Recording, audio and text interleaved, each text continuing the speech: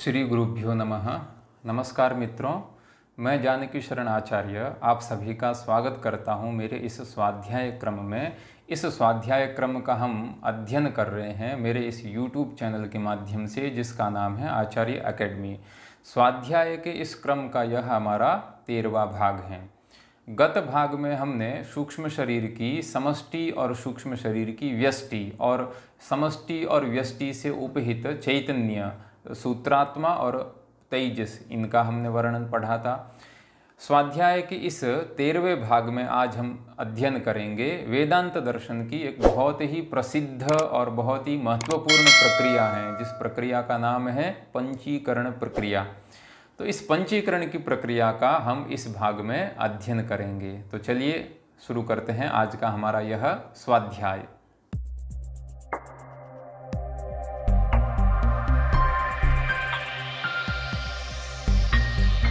तो ये जो पंचीकरण की प्रक्रिया को समझने से पहले हम थोड़ा इसकी जो भूमिका है इसको हम ये समझते हैं कि ये जो जिन महाभूतों का हम अनुभव कर रहे हैं, कि यानी जिस आकाश में शब्द की अभिव्यक्ति हो रही है, जिस वायु में स्पर्श का अनुभव हो रहा है, जिस पृथ्वी में गंध का अनुभव हो रहा है, ये जो पांचों के पांचों महाभूत हैं ये स्थूल भूत कहे गए हैं।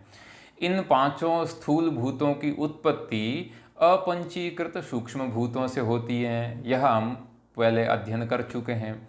तो ये जो स्थूल आकाश आदि यह स्थूल भूत कहे गए हैं। तो इन आकाश आदि महाभूतों की ये जो स्थूलता है, यह स्थूलता एक ऐसी अवस्था है जिसमें पहुंचने के बाद में इन आकाश आदि भूतों में शब्द आदि गुणों का प्रत्यक्ष अनुभव होने लगता है। न्याय वैशेषिक दर्शन में इसे हम महत परिमाण नाम से कहा गया है। जैसे अनेक आश्रित अवयव हैं, वह द्रव्य के संयोग से उत्पन्न होने वाले अवयवी द्रव्य में प्रादुर्भूत होते हैं। जैसे दो परमाणुओं में आश्रित तीन द्वैणुकों के संयोग से उत्पन्न होने वाले त्रैणुक में, और उसी तरह से उत्तरोत्तर उत्पन्न होने वाले अन्यान्य द्रव्यों में महत परिमाण की उत्पत्ति होती है। पर वेदांत दर्शन में यहाँ अवयव अवयवी भाव मान्य नहीं है। वेदांत दर्शन की मान्यता के अनुसार ये जो स्थूलता है यह महत परिमाण न होकर सूक्ष्म भूतों का ही परिमाण विशेष है, यानी सूक्ष्म भूतों की ही परिमाण विशेष रूप एक अवस्था है। और इस अवस्था को प्राप्त जो आकाश आदि शुद्ध भूत, जिसको हमने सूक्ष्म भूत अथवा अपंचीकृत भूत कहा था, तो शुद्ध भूत आकाश आदि रूप न होकर ये पंचीकृत होते हैं, यानी शुद्ध भूत हैं। जब इन शुद्ध भूतों से हमें इनमें रहने वाले शब्द इत्यादि गुणों का प्रत्यक्ष अनुभव होता है, तो वह प्रत्यक्ष अनुभव इन भूतों की जो ये पंचीकृत प्रक्रिया होती है, उस पंचीकृत प्रक्रिया के बाद ही हमें इनमें शब्द इत्यादि गुणों का प्रत्यक्ष अनुभव हो सकता है। तो जो प्रत्येक भूत में जो प्रत्येक शुद्ध भूत हैं, जिसमें इतर भूतों का मिश्रण नहीं है, तो प्रत्येक शुद्ध भूत में अन्य चार भूतों के मिश्रण को ही वेदांत दर्शन में पंचीकरण कहा गया है। तो पंचीकरण का अर्थ यह हुआ कि जो पंचात्मक नहीं है, यानी जो अपंचीकृत है, उस अपंचीकृत को पंचीकृत बना देना, यानी जो पंचात्मक नहीं है उसको पंचात्मक बना देना। यह प्रक्रिया वेदांत दर्शन में पंचीकरण के नाम से कही गई है। तो अब यहाँ ग्रंथकार हैं इस पंचीकरण की प्रक्रिया को वेदांत दर्शन के अनुसार समझाते हैं। कहा कि स्थूल भूतानि तु पंचीकृतानि, ये जो स्थूल भूत जिनका हम जिसका अनुभव हम अपनी ज्ञानेंद्रियों के द्वारा करते हैं, तो ये जो स्थूल भूत हैं यह तो पंचीकृत होते हैं। यानी यह इस स्थूल भूत में कोई भी एक भूत लेंगे, जैसे हम आकाश लेते हैं, तो उस आकाश में भी इतर जो चार भूत हैं, उन इतर चार भूतों का भी अंश है वह मिश्रित हैं। अथवा हम वायु को लेंगे तो वायु के इतर जो और चार भूत हैं, आकाश, तेज, जल और पृथ्वी, इन चारों भूतों का अंश है वह मिश्रित होगा। तो इस प्रकार से ये स्थूल भूत हैं यह पंचीकृत होते हैं। अब इस पंचीकरण की प्रक्रिया को ग्रंथकार समझाने के लिए आगे बहुत एक प्रसिद्ध उदाहरण लेंगे। उससे पहले पंचीकरण की प्रक्रिया किस प्रकार से होती है उसको हम यहाँ समझते हैं। ग्रंथकार ऐसे कहते हैं कि पंचीकरण किस प्रकार से होता है, तो कहा आकाशादि पंचसु एकैकम द्विधा समम विभज्य।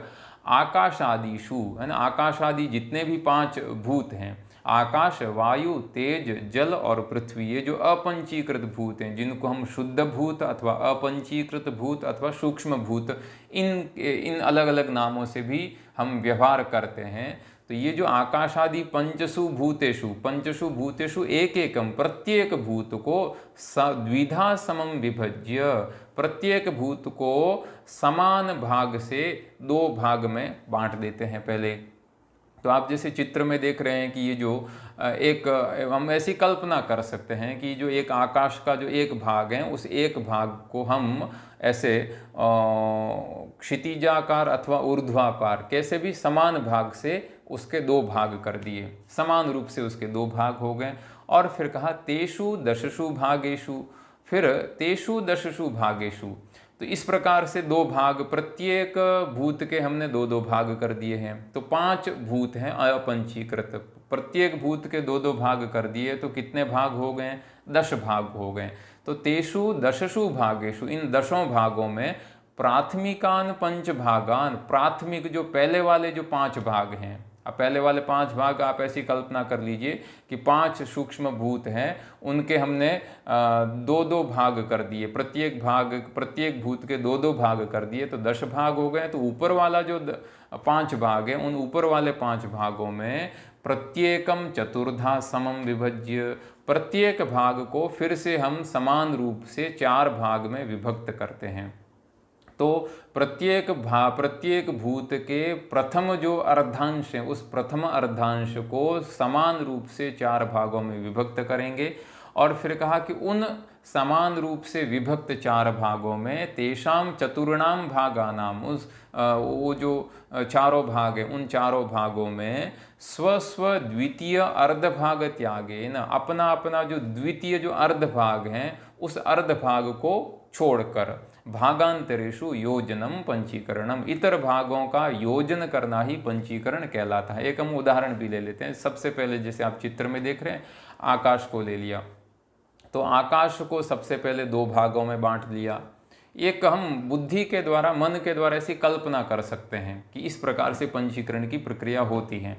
तो आकाश को 2 भागों में बांटा, और उसका जो प्राथमिक भाग है यानी पहला भाग है, उस पहले भाग का फिर हमने समान रूप से 4 भाग कर दिए। अब वो जो दूसरे वाला भाग है, तो एक आकाश को हमने 2 भागों में बांट दिया, तो हम ये कह सकते हैं कि पहले वाला आधा भाग है और नीचे वाला भी आधा भाग है। तो नीचे वाले आधे भाग को हम ऐसा कैसा रहने देते हैं। उसके ऊपर वाला जो पहला वाला जो आधा भाग है, उस एक आधे भाग को हमने फिर 4 भागों में बांट दिया, तो वो हमारा आ गया 1/8 हमारा एक भाग हो गया, यानी एक संपूर्ण भूत का वह 8वां हिस्सा हो गया।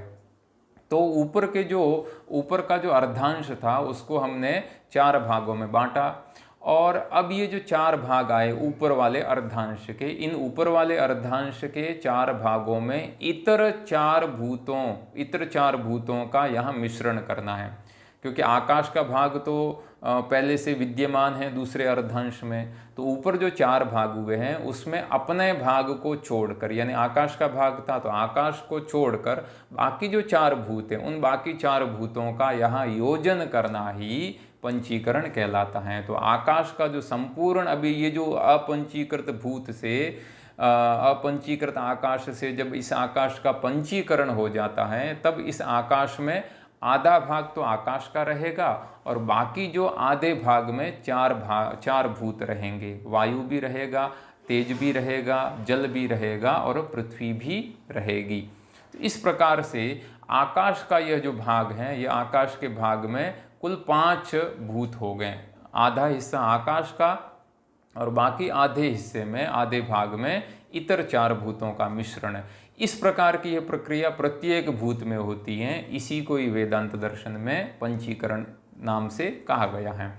इस पंचीकरण के विषय में एक अत्यंत प्रसिद्ध और सरल उदाहरण, सरल श्लोक एक यहाँ ग्रंथकार उद्धृत कर रहे हैं। यह श्लोक विद्यारण्य मुनि के द्वारा प्रणीत पंचदशी के द्वारा यहाँ लिया गया है। तो तदुक्तम, जैसा कि पंचदशी में कहा गया है, द्विधा विधाय चैकेकम चतुर्धा प्रथमं पुनः स्वस्वेतर द्वितीयांशैर्योजनात् पंच पंचते।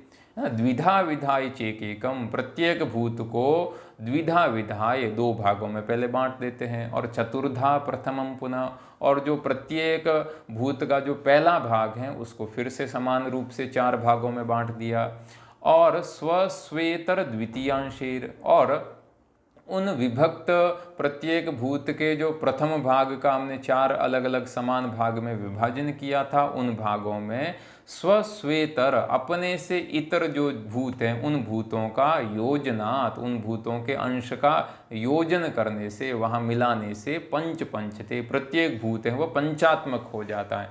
तो इस प्रकार से विशुद्ध भूत के इस पंचात्मक होने की प्रक्रिया को यहाँ वेदांत दर्शन में पंचीकरण नाम से कहा गया है। यह वेदांत दर्शन की पंचीकरण प्रक्रिया है। अब प्रश्न यह होता है कि ये जो आपने पंचीकरण की प्रक्रिया वेदांत दर्शन में इस प्रकार से होती है कहा है, तो क्या इसमें कोई प्रमाण है? किसी श्रुति में, उपनिषद में ऐसा कोई प्रमाण मिलता है क्या पंचीकरण का? तो वस्तुतः साक्षात तो कोई पंचीकरण का प्रमाण नहीं मिलता है, किंतु चांदोग्योपनिषद में वहाँ त्रिवत्करण का प्रमाण अवश्य मिलता है। तो ग्रंथकार हैं वो ये कहते हैं कि जो पंचीकरण की प्रक्रिया है यह प्रामाणिक प्रक्रिया है। क्यों प्रामाणिक है? क्योंकि इसका श्रुति में प्रमाण है। श्रुति में प्रमाण किस प्रकार से है? तो कहा अस्या प्रामाण्यम नाशंकनीयम, यह जो पंचीकरण की प्रक्रिया है इस पंचीकरण का अप्रामाण्य न शंकनीयम, यानी पंचीकरण की प्रक्रिया है यह प्रामाणिक है, इसके अप्रमाण के विषय में शंका नहीं करनी चाहिए, यह प्रामाणिक है। क्यों? तो कहा त्रिवत्करण श्रुते है। ये जो त्रिवत्करण की श्रुति है, ये त्रिवत्करण की श्रुति चांदोग्योपनिषद में आई है, जिसमें आकाश और वायु को छोड़कर, क्योंकि आकाश और वायु इन दोनों का चक्षुरिंद्रिय से प्रत्यक्ष नहीं होता है, इसलिए इन दोनों भूतों को छोड़कर वहाँ चांदोग्योपनिषद में तेज, जल और पृथ्वी, इन तीनों भूतों के त्रिवत्करण की प्रक्रिया बताई गई है कि ये जो तेज हैं उस तेज में आधा हिस्सा तेज का रहता है और बाकी आधे हिस्से में जल और पृथ्वी का भी अंश रहता है। उसी तरह से जो तेज हैं, जल है, उस जल में आधा अंश तो जल का रहता है और आधे अंश में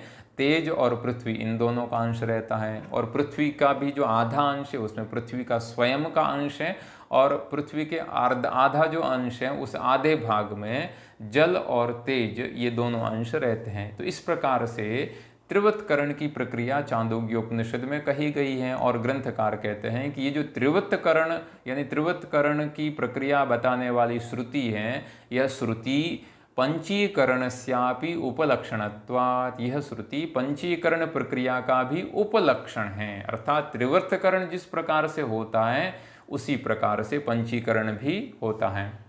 क्योंकि त्रिवत्करण श्रुति ने इसलिए बताया है क्योंकि ये जो तीनों भूत हैं, पृथ्वी, जल और तेज, इन तीनों का हम चक्षुरिंद्रिय के द्वारा प्रत्यक्ष कर सकते हैं, इसलिए हमें बहुत जल्दी आसानी से यह समझ में आ सकते हैं। इसलिए यह जो त्रिवत्करण की प्रक्रिया है यह पंचीकरण का उपलक्षण है, यानी त्रिवत्करण होता है इसलिए पंचीकरण भी संभव है, पंचीकरण भी प्रामाणिक है।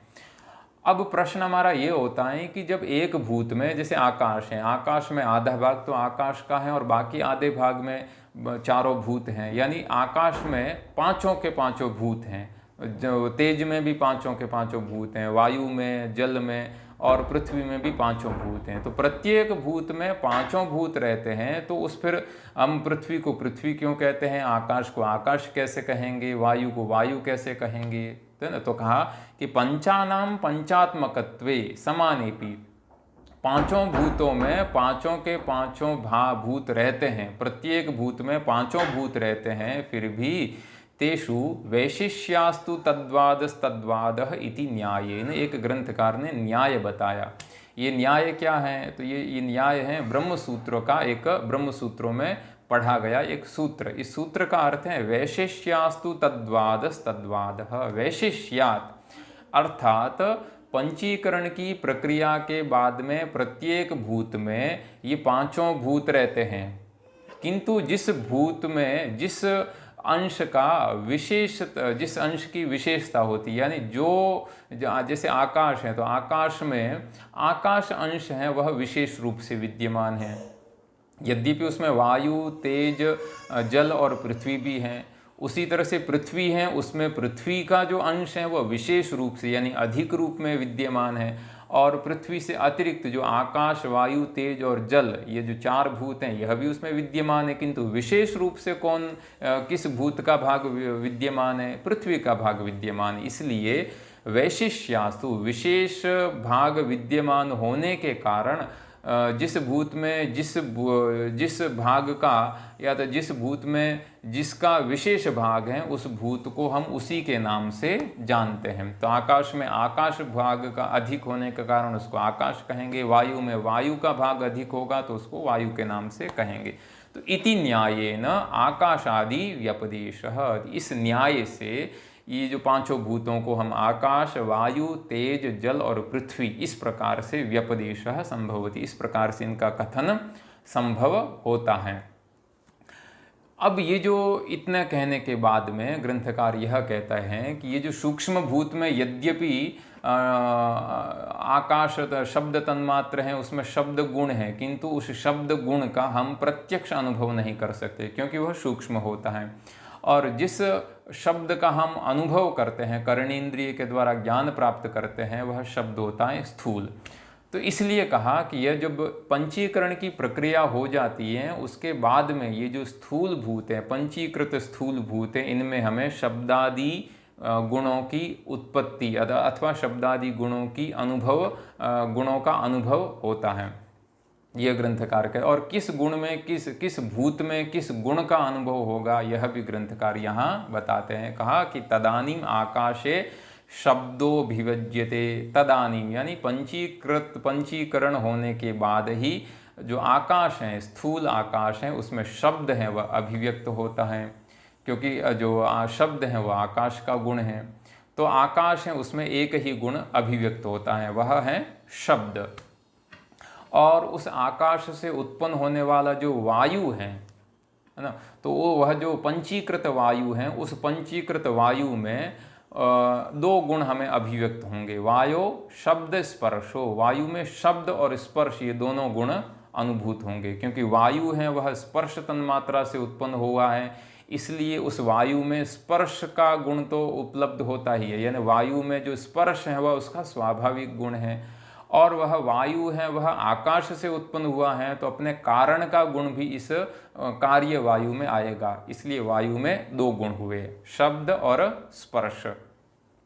अग्नो शब्द स्पर्श रूपाणी, अग्नि में तीन गुण उपलब्ध होते हैं। अग्नि में शब्द भी होता है, स्पर्श भी होता है और रूप भी होता है। अग्नि जब जलती है तब उस अग्नि में शब्द भी है ना, कड़कड़ा जो शब्द हैं, भुक भुक इस प्रकार का जो शब्द है वो शब्द भी हमें प्रतीत होता है। अग्नि का स्पर्श भी हमें अनुभूत होता है, उष्ण स्पर्श है, और अग्नि में रूप भी हमें प्रतीत होता है। तो इस प्रकार से अग्नि में तीन प्रकार के तीन गुण हमें अभिव्यक्त होते हैं, तीन गुण हमारे अनुभव में आते हैं। तो ये जो अग्नि है, तेज है, यह अग्नि है, यह तेज तन्मात्र से उत्पन्न हुआ। तो अग्नि में जो रूप है वह रूप उसका स्वयं का गुण है। और यह अग्नि है, यह वायु से उत्पन्न हुई है, इसलिए वायु का जो गुण स्पर्श है वह स्पर्श अग्नि में भी आता है। और वायु में जो अपने कारण आकाश से आने वाला शब्द है वह शब्द इस कारण गुण है, वह कार्य में भी जाता है। इस न्याय से अग्नि में भी शब्द की अभिव्यक्ति होती है। तो अग्नि में तीन प्रकार के गुण हमें अभिव्यक्त होते हैं, शब्द, स्पर्श और रूप। चतुर्थ भूत जो जल है, आपः, उस जल में अप्सु शब्द स्पर्श रूप रसाह, जल में चार गुणों की अभिव्यक्ति होती है। जल में शब्द की भी अभिव्यक्ति होती है, स्पर्श की, रूप की और रस की भी। जल जब प्रवाहित होता है तब वह कल कल इस प्रकार से शब्द भी आता है। जल में मधुर, जल में स्पर्श भी है है ना, हमें शीत स्पर्श की प्रतीति होती है। और जल में रूप भी है ना, जल में रूप भी है और जल में रस भी है, मधुर रस की प्रतीति होती है। तो इस प्रकार से जो रस तन्मात्र हैं, उस रस तन्मात्र से उत्पन्न होने वाले जल में, इस जल में रस जो है वह इसका स्वाभाविक गुण है, और बाकी शब्द, स्पर्श और रूप ये तीनों गुण कारण के गुणों में से आते हैं। अंतिम जो पृथ्वी है, उस पृथ्वी में तो कहा कि पृथिव्याम शब्द स्पर्श रूप रस गंधाश्च, पृथ्वी में पांचों गुणों की अनुभूति होती है। पृथ्वी में शब्द भी हैं, स्पर्श भी हैं, रूप भी हैं और रस भी हैं और गंध भी हैं। तो गंध तन्मात्र से उत्पन्न पृथ्वी में जो गंध गुण की उपलब्धि होती है वह पृथ्वी का स्वाभाविक गुण है, स्वयं का गुण है। और बाकी जो शब्द, स्पर्श, रूप और रस, ये जो चार गुण हैं, ये चार गुण कारण के गुणों से आते हैं, क्योंकि पृथ्वी है वह जल से उत्पन्न होती है और जल में तीन गुण हैं, तो तीनों गुण, जल में चार गुण हैं तो वो चारों गुण इस पृथ्वी में भी आएंगे। तो पृथ्वी का स्वयं का हो गया गंध गुण और बाकी चार गुण हैं वह जल से उसको आए हैं। तो इस प्रकार से पृथ्वी में 5 गुण हो गए। इस प्रकार से ये जो शब्द, स्पर्श, रूप, रस, गंध, इन पांचों गुणों की अभिव्यक्ति हमें इस पृथ्वी में होती है, यह हमारी स्थूल पृथ्वी है। तो इस प्रकार से ये जो गुणों की अभिव्यक्ति भी हमें पंचीकरण की प्रक्रिया के बाद ही प्रतीत हो सकती हैं। इस प्रकार से पंचीकरण की प्रक्रिया को ग्रंथकार ने यहाँ बताया वेदांत दर्शन के अनुसार। तो आज का हमारा यह पाठ पंचीकरण की प्रक्रिया के विषय में था। हम अपने इस पाठ का एक बार पुनरावर्तन करते हैं कि इस हमारे पाठ का सार क्या है। तो हम ये कह सकते हैं कि जो सूक्ष्म भूत हैं वह अपंचीकृत होते हैं और स्थूल भूत हैं वह पंचीकृत होते हैं। और सूक्ष्म भूतों में इतर भूतों का परस्पर जो मिश्रण होता है उसको वेदांत दर्शन में पंचीकरण कहा गया है। यानी जो पंचात्मक नहीं है उसको पंचात्मक बना देना पंचीकरण कहलाता है। पंचीकरण के विषय में यहाँ विद्यारण्य मुनि के द्वारा लिखित पंचदशी का यह श्लोक अत्यंतम प्रसिद्ध है। द्विधा विधाय चेकेकम चतुर्धा प्रथमं पुनः स्वस्वेतर द्वितीयांशैर योजनात् पंच पंचते। पंचीकरण की प्रक्रिया श्रुति के द्वारा भी प्रमाणित है। श्रुति में जो त्रिवृत्तकरण की प्रक्रिया कही गई है वह त्रिवृत्तकरण है, पंचीकरण का भी उपलक्षण है, इस प्रकार का वेदांत का मत है। और पंचीकृत भूतों में यद्यपि सभी भूतों का मिश्रण रहता है, फिर भी जिस भूत का भाग अधिक होता है उस भूत को हम उसी के नाम से व्यवहृत करते हैं, उसी के नाम से कहते हैं। और पंचीकृत भूतों में यानी पंचीकृत स्थूल भूतों में ही शब्दादि गुणों की अभिव्यक्ति होती हैं। इस प्रकार से हमारा यह जो आज का पाठ है पंचीकरण के विषय का, उसके पाठ का यह सार हुआ। तो आज का पाठ का हम यहीं विराम करते हैं। आप सभी इस स्वाध्याय क्रम से जुड़े हुए हैं, इसलिए मैं सभी के प्रति धन्यवाद का ज्ञापन करते हुए आज के पाठ का यहीं विराम करता हूँ। अस्तु, नमो नमः, जय सोमनाथ।